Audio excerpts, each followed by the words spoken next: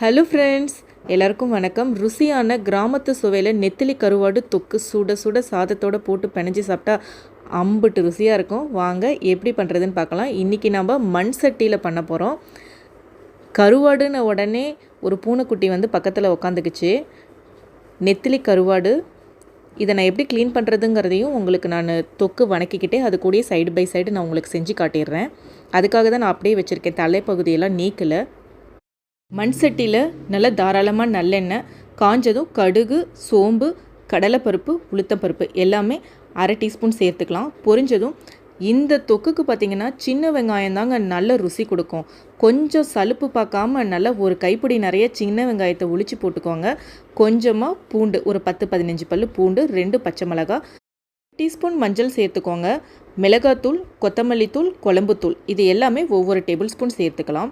இப்போ வெங்காயம் நல்லா வணங்கினதும் பொடி பொடியாக நறுக்குன்னு 4 தக்காளி பழத்தை சேர்த்துக்கலாம். தக்காளி நல்லா வணங்கி வரட்டும். உப்பு தேவையான அளவு போட்டுக்கலாம். கருவாடுலேயும் கொஞ்சம் உப்பு இருக்கும், அதனால் பார்த்து போட்டுக்கோங்க. கருவாடு இப்போ எப்படி க்ளீன் பண்ணுறது அப்படிங்கிறது பார்க்கலாம். தக்காளி அது வரைக்கும் வணங்கிட்டு இருக்கட்டும். ஒரு 5-6 நிமிஷம் போல் தக்காளி வணங்கினா போதும். வடை சட்டியில் கருவாடை லைட்டாக இந்த மாதிரி சூடு பண்ணிக்கோங்க. எண்ணெயெல்லாம் விடலை, அப்படியே வெறும் வடை சட்டியில் போட்டு ஒரு பெரட்டி கொஞ்சம் சூடானவுடனே கையில் தொட்டு பாருங்கள். சூடானவுடனே இந்த ஸ்டேஜில் அடுப்பை ஆஃப் பண்ணிடலாம். இந்த மாதிரி பண்ணும்போது அதில் இருக்கக்கூடிய அந்த மண்ணும் வந்து சீக்கிரமாக உதிர்ந்துடும். அதே போல் கருவாடும் வந்துட்டு கிறிஸ்பியாக இருக்கும். நீங்கள் கிரேவியில் போட்ட உடனே கூட சவுன்னு இல்லாமல் நல்ல கிறிஸ்பியான கருவாடு கிரேவிலையும் கிடைக்கும். தலைப்பகுதியை மட்டும் இந்த மாதிரி கிள்ளி எடுத்துருங்க. கிள்ளி எடுத்துட்டு அதோட உடம்பு பகுதியெல்லாம் தண்ணியில் போட்டு நல்லா அலசி எடுத்துக்கலாம். இப்போ தலைப்பகுதி எல்லாத்தையும் நீக்கிட்டோம்.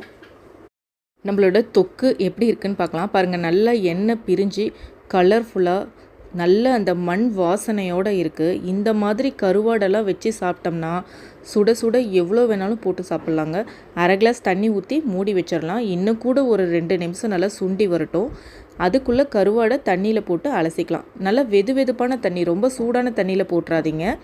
கொஞ்சம் வார்ம் வாட்டரில் கருவாடை போட்டு அலசி எடுத்துக்கோங்க. இப்போ இன்னொரு முறை பச்சை தண்ணியில் அலசி எடுத்துக்கலாம்.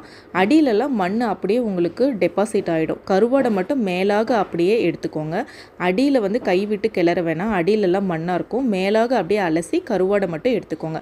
இப்போ கருவாடை 2 முறை சுத்தம் பண்ணி நல்லா க்ளீன் பண்ணி வச்சுருக்கோம். இந்த கருவாடை வணக்கி வச்சுருக்க தொக்கு கூட சேர்க்கலாம். எண்ணெய் பிரிஞ்சு நம்மளோட தொக்கும் ரெடி ஆகிடுச்சு. க்ளீன் பண்ணி வச்சுருக்க கருவாடையும் இது கூட சேர்த்து ஒரு பெரட்டிக்கலாம். நம்மளோட பூனைக்குட்டியும் வந்துட்டாங்க, சாப்பிட்றதுக்கு ரெடி ஆகிட்டாங்க. மேலே கொத்தமல்லி இலைகளை கிள்ளி போட்டுக்கலாங்க. கருவேப்பிலை கொஞ்சம் போட்டுக்கலாம். உப்பு கொஞ்சம் கம்மியாக இருந்தது, அதனால் உப்பும் போட்டுக்கிட்டாச்சு. ஒரு 2-3 நிமிஷம் போல் கருவாடை வணக்கி விட்டோம்னா போதும். கருவாடு நல்லா வெந்து வந்துடும். ஏன்னா சட்டியே வந்துட்டு நல்லா சூடாகவே தான் இருக்கும் நம்மளுக்கு. அந்த சூட்டிலேயே இன்னும் நல்லா கிரேவி சுண்டி வந்துடும். சாப்பிட்றதுக்கு ரொம்ப டேஸ்ட்டாக இருக்கும்.